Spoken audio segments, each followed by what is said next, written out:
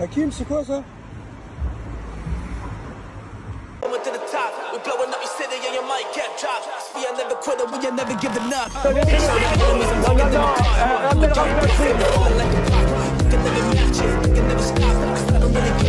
Vous fumez, monsieur? Le football, il a changé. Oui. Peut-être. Ouais, c'est Laurent Delamos, bienvenue aujourd'hui pour une nouvelle vidéo, j'espère que tout le monde va bien messieurs, dames, on se retrouve pour la petite vidéo du milieu de la semaine, la vidéo du mercredi, et aujourd'hui le programme il est alors mais succulent, je sais plus de quoi on va parler, mais on va parler d'Hakim Benotman, qui... en fait c'est pas bien, parce que maintenant, il est connu à force de prendre la parole, etc., et quand il se balade, des gens le filment, et là une personne a filmé la réalité. Ce qu'il ne fallait pas montrer. Avant de partir pour cette nouvelle vidéo, c'est le moment de soutenir la chaîne et moi-même en mettant votre plus gros pouce bleu, votre meilleur commentaire. On n'oublie pas de s'abonner et d'activer la cloche pour pas rater les prochaines vidéos. On fait de même sur la chaîne principale, la chaîne Mousse, où hier j'ai sorti une vidéo réaction sur un documentaire de France Télévisions sur Brigitte Macron. On me rejoint sur Instagram, sur TikTok, sur Twitch pour pas rater les lives du dimanche soir à 21h30. On va chercher à boire à manger, on se met à l'aise et moi je m'occupe du reste. Messieurs, dames, la question se pose, comment défendre encore aujourd'hui Patrick Bruel? Les plaintes ne cesse de s'accumuler. Encore vendredi dernier, 2 nouvelles plaintes, dont celle d'une fan F-A-N. C'est interminable, hein. Amandine, elle raconte avoir été repérée lors d'un premier concert. Et puis s'être retrouvée... Elle avait alors 20 ans, dit-elle. Oui, s'être retrouvée avec Patrick Bruel dans une chambre d'hôtel, me semble-t-il. Tout à fait. Et elle dit, en fait, qu'elle n'a plus aucun souvenir de la soirée, Elle dit, je ne me souviens plus de ce qu'il s'est passé. Oui, c'est, je me retrouve le elle matin reprend ses esprits le lendemain matin. Je vais en cours, je vais dans mon établissement scolaire. Et ça fait écho à d'autres témoignages dans le dossier, notamment celui dont on a beaucoup parlé, qui est celui de Flavie Flamand.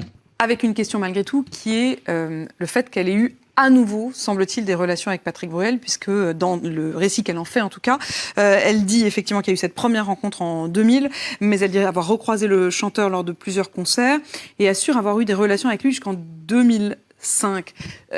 Comment vous expliquez ça? Alors, elle a eu effectivement des relations de façon épisodique avec le chanteur. Et d'ailleurs, des relations, pardon, c'est des relations sexuelles? Oui, pardonnez-moi, effectivement. Et ce qu'elle dénonce principalement dans la plainte, mais c'est pour ça que j'attends qu'on soit entendu, parce que vous savez, moi, je ne fais que rédiger. Et après, il faut qu'il y ait une audition devant les forces de police. C'est très important. C'est notamment la dernière rencontre avec le chanteur, où elle explique qu'elle va dans sa chambre d'hôtel pour, entre guillemets, lui dire qu'il n'y aura plus ce type de rapport entre eux. Et là, elle va subir une vraie agression, un vrai moment de violence. C'est ce moment-là pour lequel elle porte plainte? Nous aurons un débat sur le tout, parce qu'effectivement, elle raconte notamment des épisodes d'oubli, de perte de mémoire, voilà. Donc tout ça sera étudié, mais effectivement, le moment de bascule, en tout cas celui qui est caractérisé de façon évidente pour ce qui est Amandine, c'est bien ce dernier moment. Alors il y a pas longtemps, je vous avais montré les propos particulièrement choquants d'un streamer qui s'appelle Pantoufle. J'avais oublié de vous montrer sa vidéo d'excuses.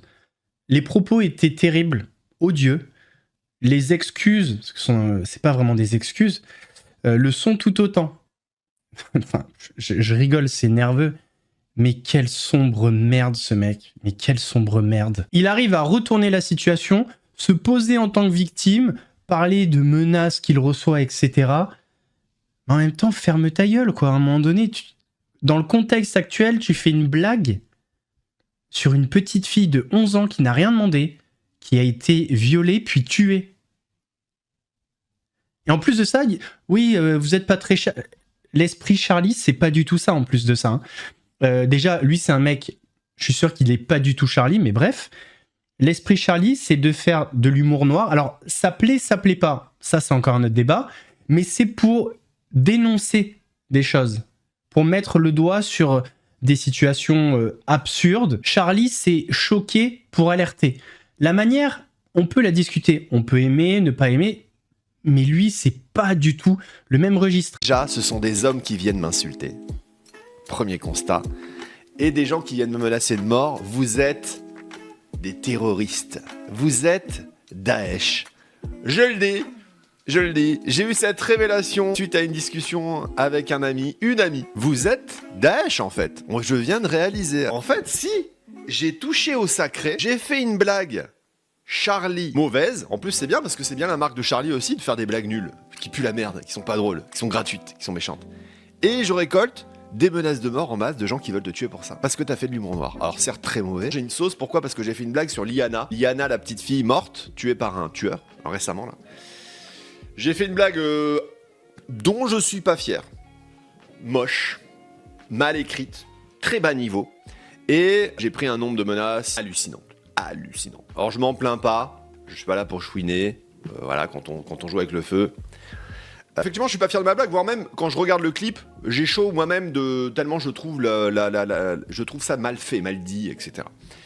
Mais effectivement, est venu à ma réflexion quelqu'un qui m'a dit mais en fait, tu te rends compte que tu es Charlie et qu'ils sont Daesh et ceux qui veulent te buter, effectivement, pour moi, effectivement, ce sont des extrémistes, ce sont des terroristes, ce sont des gens qui disent non, ça t'as pas le droit de le dire et pour ça je vais te buter.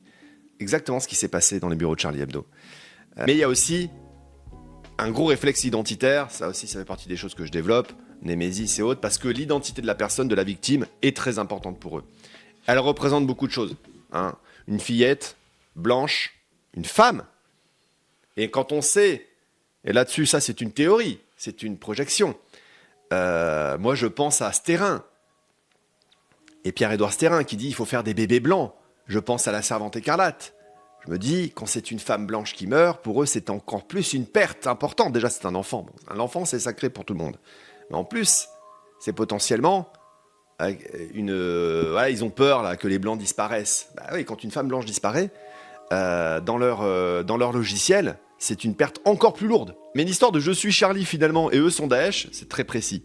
Et là, elle me dit, cette personne, mais en fait, Tweet Gauchiste a mis une fatwa sur la tête, comme le meurtrier de Samuel Paty.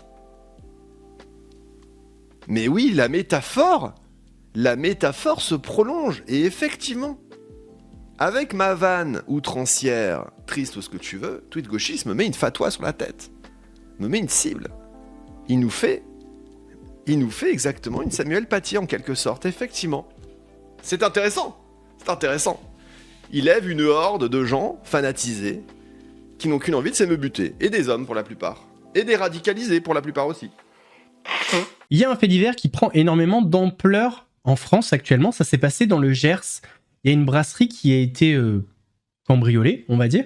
Et le restaurateur a menacé le cambrioleur, qui apparaît en 4K sur toutes les caméras. Il l'a menacé de mettre son visage sur les réseaux de manière publique s'il ne revenait pas rendre ce qu'il a pris et discuter. Vous allez voir, l'histoire elle est un petit peu folle. Et c'est ce qu'il a fait. Je vais pas dire ton nom et ton prénom, mais ça va pas tarder. Si tout me revient pas, tout ce que tu m'as pris me revient pas, en plus de ce que tu m'as pété, je vais tout mettre sur les réseaux, si tu me ramènes pas tout ça, fissa. Après avoir été victime d'un cambriolage, un restaurateur du Gers décide d'afficher le coupable présumé sur les réseaux sociaux. Ce que tu sais pas, c'est que j'ai 14 caméras partout dans l'établissement. On va mettre une petite photo de toi quand même, je vais te flouter le visage pour te prémunir de tout ça et te laisser un petit délai de temps, un petit 24 heures on va dire, hein, pour me ramener tout ce que tu m'as pris. Les faits se sont produits dans la nuit du 10 au 11 juin, selon Yannick Piton, gérant du Bastion, une brasserie de Lectoure. Entre les dégradations et le vol, il estime le préjudice à 20 000 €. Le restaurateur affirme avoir tout de suite porté plainte. Pour rassurer tous les détracteurs aussi, j'ai porté plainte avant de faire la vidéo, pour mettre les choses au clair. Mais en parallèle, il lance une chasse à l'homme. Il publie une série de vidéos sur les réseaux sociaux, d'abord pour demander au voleur présumé de venir à sa rencontre, le menaçant d'afficher son identité sur les réseaux. T'inquiète, tu risques rien, je vais rien te faire, je vais pas te marbrer la gueule. Mais par contre, je vais te dire les 4 vérités. Et ensuite, il met ses menaces à exécution. Aujourd'hui, il est toujours pas venu. Le 14 juin, il publie un visage, un nom, suivi de nombreuses accusations. Une fois de plus, je tenais à souligner le manque de sanctions fortes à l'égard de ce genre de vermine qui pollue notre société aujourd'hui. Ces vidéos ont généré des millions de vues et de nombreux soutiens. Mais la démarche du restaurateur est risquée. Elle se heurte au droit à la vie privée et à la présomption d'innocence. J'espère qu'à un moment donné, voilà, suite à ces vidéos, que la justice ne se trompera pas d'objectif, car il ne faut pas oublier que les victimes, c'est nous.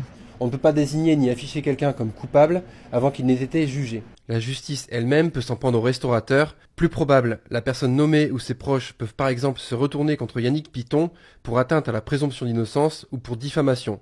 Le restaurateur l'accuse d'autres méfaits dans le secteur. Ça serait bien aussi que tu ailles t'excuser au CCAS, que tu as tout pété. Et imaginons qu'il se soit trompé, que la personne nommée ne soit pas le cambrioleur présumé.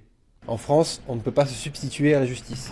Messieurs, dames, on a assisté à un moment, alors je vais pas dire légendaire quand même, faut pas aller jusque-là, mais un moment quand même assez succulent, assez savoureux sur le plateau de Bistro Liberté. Il y a eu un clash entre le professeur Raoult, Myriam Palomba et le docteur Perron. Là où c'est très intéressant, c'est que Myriam Palomba a énormément repartagé à l'époque du Covid les publications, les vidéos du professeur Raoult. Donc tout le monde était un petit peu en mode... D'ailleurs, Myriam Palomba l'a très très mal pris. Il y a eu un autre incident apparemment après l'émission. Enfin bref, je vous laisse regarder. La séquence est un petit peu longue, 7 minutes, mais vous allez voir, ça passe vite. Vous posez un peu à tous les deux, parce que là on parle beaucoup du vaccin, mais concernant le virus, on sait que ce virus donc a été, ça a été dit aux États-Unis, hein, il y a eu un rapport fait par le Congrès américain, qu'il y avait des gains de fonction. On sait que ce laboratoire à Wuhan, qui a été d'ailleurs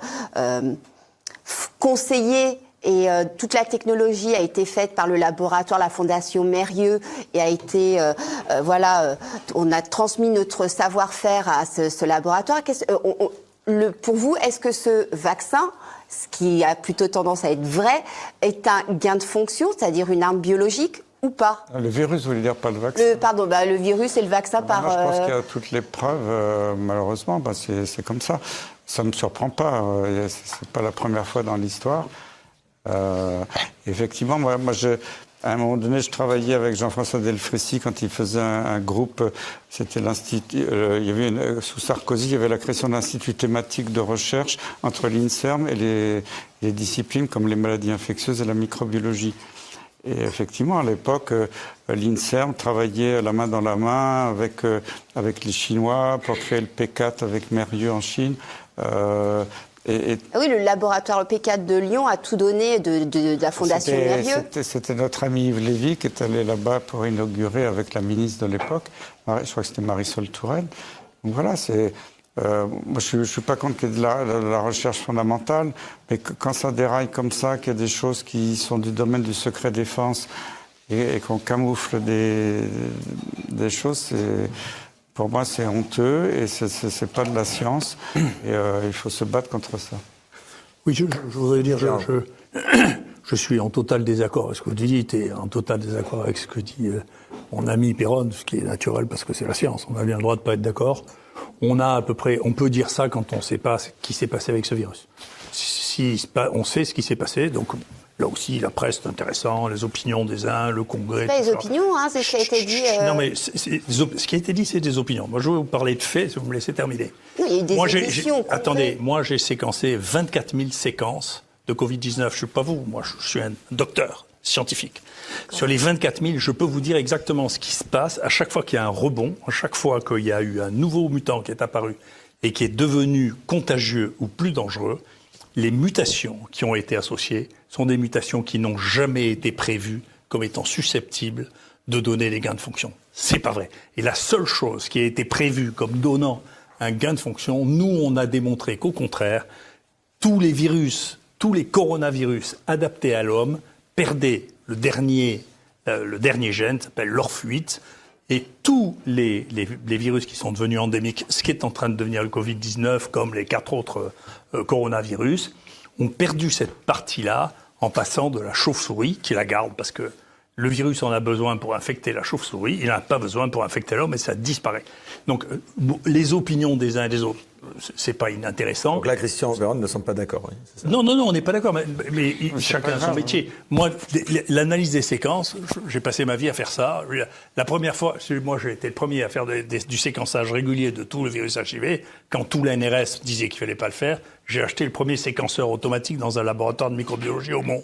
On parle de 93. Donc la séquence, je peux vous dire que je sais ce que c'est. Donc si les gens qui ont séquencé le plus, quelques milliers de séquences qui ont été faites en Chine, ont permis de repérer exactement les grottes d'où la grotte. Vous réfutez le fait qu'on ait pu avoir des gains Mais personne ne sait faire ça. Personne ne sait faire ça. C'est un fantasme. C'est un fantasme. Alors les journalistes adorent ça, les politiques adorent ça, ça les excite. Les gens qui font ça adorent ça parce qu'on leur donne des millions pour faire des conneries qui marchent pas. On ne sait pas comment on fait un gain de fonction chez un virus. Personne ne le sait. Si, parce qu'il y a quand même eu le brevet de l'Institut Pasteur, les travaux de Barry qui sont dénoncés tout le monde, aux États-Unis. tout le monde peut prendre des brevets. Attends, moi je vais te dire à tel point Je vais essayer d'expliquer quelque chose qui est un peu scientifique, c'est un peu compliqué. Les gens là, je suis pas d'accord avec ça. Oui, mais tu sais pas ce que c'est qu'une séquence. Non, je sais rien. Oui. Non, pas une séquence. Non, t'es malade. Moi, je ne discute pas. Les séquences. Donc, je peux vous dire, les séquences où en étaient les virologues, parce que j'ai une de ces bandes de fous qui était chez moi, ils en étaient à proposer de faire des vaccins en utilisant les bases synonymes. Vous savez ce que c'est qu'une base synonyme? Non. Non, parce que vous ne savez pas ce que c'est qu'une séquence. Des synonymes. Non, mais je suis pas scientifique, moi. J'ai jamais Non, mais d'accord, mais... Laissez-moi terminer. Je vais essayer de vous expliquer, comme ça vous aurez appris quelque chose. Les bases synonymes, c'est que les acides aminés sont codés par des codons. C'est ça qui avait eu son prix Nobel à Monod. Il faut avoir 3 bases, d'accord? Et la plupart du temps, la 3e base ne change pas l'acide aminé qui va être choisi. Et donc, on va faire la même protéine, bien qu'on ait changé la 3e base. Et donc, on dit cette base est synonyme de la base de la séquence. Et donc, on peut utiliser cette base synonyme. Et donc, très bien, il y a des gens qui ont dit on va faire des vaccins. En réalité, c'est pas vrai qu'elle est synonyme, parce que la machine à traduire l'ARN en protéines, elle reconnaît pas ces codons de la même manière. Et donc, il y a des gens qui ont commencé, donc chez moi, des gens qui ont proposé de faire un vaccin pour le chikungunya en utilisant des bases synonymes, d'accord? Eh bien, nous, ce qu'on a analysé, pour de bon, c'est pas des fantasmes de ce qui pourrait être ou de ce qu'on suspecte. C'est pour de bon, eh bien, il y a eu des réémergences d'épidémies avec le Covid-19 dont les changements étaient des bases synonymes, ce qui est quelque chose que personne ne pouvait prévoir, puisqu'on proposait même de faire des vaccins avec ça. Didier, explique-moi pourquoi sur la page de couverture de The Economist, janvier 2019, plusieurs mois avant la pandémie, il y avait déjà tous les symboles de la pandémie. Il y avait même le pangolin. À l'époque, je ne savais pas ce que c'était qu'un pangolin. Et que toute cette épidémie avait été annoncée des années à l'avance, y compris à la cérémonie d'ouverture. Le pangolin était l'animal intermédiaire considéré pour le SARS-1, pas le SARS-2. Non, c'était mais le pangolin était même... C'était une civette, personne ne connaissait le pangolin à l'époque. Donc, non, mais tout le monde connaissait le pangolin pour le SARS-1. Ah ben non, c'était la civette, je suis désolé, regarde. Non, c'est c'était pas le pangolin. Vérifie, t'es sûr, c'était la civette. Et maintenant, c'est pas du tout le pangolin dont on pense que c'est le responsable. Si, pour le nouveau SARS, pas du tout, non, le pangolin qui avait été mis en... Pas du tout, c'est les raccoon dogs. On pense actuellement que c'est le raccoon dog. L'évidence, parce que là aussi c'est de la science. Hein. Moi je pense que c'est la tortue ninja. Énorme scandale du périscolaire, mais en fait dans le contexte actuel, on se demande comment un jugement comme ça peut être rendu. Là, je suis en pétard, mais vraiment en pétard. À la sortie de l'audience, les parents des jeunes plaignantes sont consternés. Nicolas G, animateur périscolaire accusé de harcèlement et agression sexuelle sur 9 fillettes de CM2, vient d'être relaxé. Il faut considérer qu'aujourd'hui c'est open bar pour pouvoir faire ce genre de choses. Vous imaginez qu'on est tous très en colère. Nous, on va dire à nos petites filles qu'elles ont bien fait de parler. On leur dira pas que ça a juste permis à cette personne de se faire licencier et que demain, cette personne pourra travailler avec d'autres enfants. Je suis indignée et en colère. Ce verdict traduit la lâcheté systémique d'institutions et de tribunaux d'une indulgence coupable. Le signal envoyé est d'une gravité absolue. L'affaire commence à l'automne 2024, dans cette école parisienne, lorsque les fillettes dénoncent le comportement d'un animateur périscolaire. Elles dénoncent des câlins très appuyés, des attouchements au niveau de la poitrine et des allusions à connotation sexuelle. Face au tribunal, le mois dernier, l'animateur de 47 ans a nié les faits, évoquant de simples remarques maladroites. L'accusation avait pourtant requis à son encontre une peine de 18 mois de prison avec sursis. Aujourd'hui, dans son jugement, le tribunal a considéré qu'il s'agissait de comportements certes inadaptés, mais pas d'infraction pénale. L'élément intentionnel tenant à la volonté d'attenter à l'intégrité physique de l'enfant dans une dimension sexuelle n'apparaissait pas davantage constitué. Le parquet a 10 jours pour faire appel de ce jugement. Je sais pas si vous avez entendu parler de cette affaire. À Ivry-sur-Seine, il y avait le conseil municipal et une des conseillères municipales était voilée. Ce qui n'a pas plu à un autre conseiller municipal du Rassemblement national. Et il s'est mis à sortir une croix et à réciter le « Je vous salue Marie ». Sur le plateau des Grandes Gueules, Sam Zira a poussé un coup de gueule par rapport à ça. Elle avait le droit de porter son voile, et lui, il avait le droit de fermer sa gueule. Cet élu du RN, les élus, les députés, les sénatrices, les maires, les conseillères municipales, les conseillères régionales, ils ne sont pas soumis à l'obligation de neutralité religieuse qui est imposée par exemple aux fonctionnaires. Donc, elle avait le droit de porter son voile, et lui, il avait le droit de fermer sa gueule, cet élu du RN. Et s'il voulait faire changer les textes ou faire changer la loi, il fallait l'ouvrir. Eh ben, c'était pas là qu'il fallait le faire, il fallait pas maltraiter cette femme qui avait le droit de porter son voile. Par contre, lui, avec ce côté très provocateur, de sortir une croix et de faire un « Je vous salue Marie », moi j'ai une question à vous poser aujourd'hui. Qu'est-ce qui se serait passé si une personne avait fait ce qu'il avait fait, avait sorti son tapis, s'était mis en direction de la Mecque et avait fait une prière? Je peux vous assurer que ce serait alerte rouge sur toutes les matinales, dans tous les JT. Non, le maire l'aurait félicité. Messieurs, dames, on va parler du coup d'Hakim Ben Othman, les aventures d'Hakim, mais c'est interminable, pareil. On pourrait faire une série. Hakim, il a été aperçu à Cannes, il était avec des personnes, donc je vais pas mettre le début de la vidéo, on s'en fout. Je vais mettre après, et faites un focus sur sa voiture. On se rappelle de cette vidéo, il dit voilà, moi je suis dans ma Bugatti, et je change de place à 100 mètres avant le resto pour pas qu'on voit que j'ai une Bugatti. Alors, changer de place, ça me paraît un petit peu bizarre. Par contre, peut-être qu'il faudrait changer les essuie-glaces de la voiture, le phare arrière qui a l'air cassé, la peinture du toit, bon bref. Voilà. En fait, ça me fait rire aujourd'hui parce qu'il y a des gens qui le pistent, c'est pas ça qui me fait rire. Je vais pas avoir de peine parce que vu ce qu'il m'a fait, voilà, je vais pas avoir de peine. J'en aurais eu de la peine s'il m'avait pas fait ce qu'il m'a fait.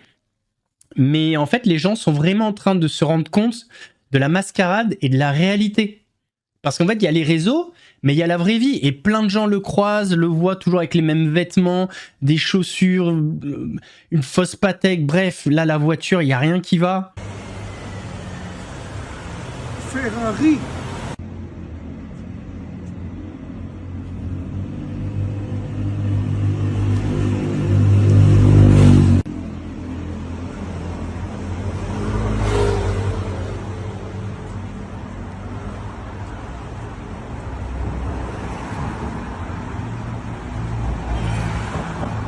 Hakim, c'est quoi ça?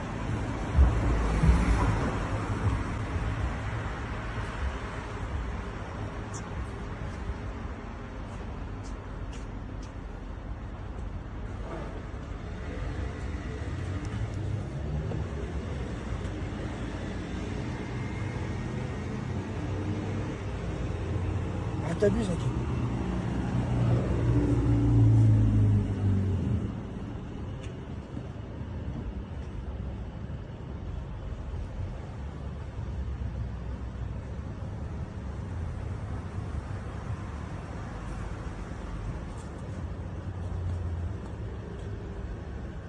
Et autre truc marrant, il a envoyé un message à une personne qui fait des vidéos sur lui. Et dans ce message, il parle d'Eddie, de la personne en question, et de moi-même. Dieu va s'occuper de vous, je vous souhaite à vous trois des cancers dans l'année qui vient. Je le demande au Seigneur à chaque fois que je pose mon front au sol, parce qu'en fait il a écrit seul, S-E-U-L, mais c'est le sol, car vous êtes des hommes alimentés par rien d'autre que par la jalousie. Tu verras que mes invocations seront payées. Donc le mec demande à Dieu qu'on ait des cancers, vous voyez un petit peu le niveau. Et concernant la jalousie, ah oui, je suis vraiment très jaloux d'avoir des essuie-glaces qui font comme ça, d'avoir un feu arrière cassé, d'avoir une peinture qui s'écaille sur le toit. Ah non, ouais, vraiment très très jaloux. Oh mince alors, on veut... Putain, si on pouvait échanger nos vies. Messieurs, dames, on arrive à la fin de cette vidéo, j'espère qu'elle vous a plu. Si c'est le cas, votre plus gros pouce bleu, votre meilleur commentaire. On n'oublie pas de s'abonner et d'activer la cloche pour pas rater les prochaines vidéos. On fait de même sur la chaîne principale, la chaîne Mousse. On rejoint sur Instagram, sur TikTok, sur Twitch pour pas rater les lives du dimanche soir à 21h30. Nous on se donne rendez-vous demain pour une nouvelle vidéo actuelle. En attendant, prenez soin de vous. Mousse, Laurent de la Mousse vous salue.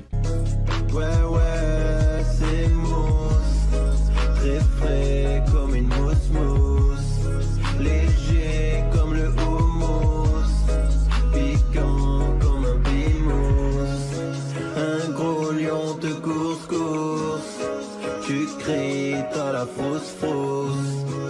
J'arrive à la rescousse. Regarde, ouais, c'est moi.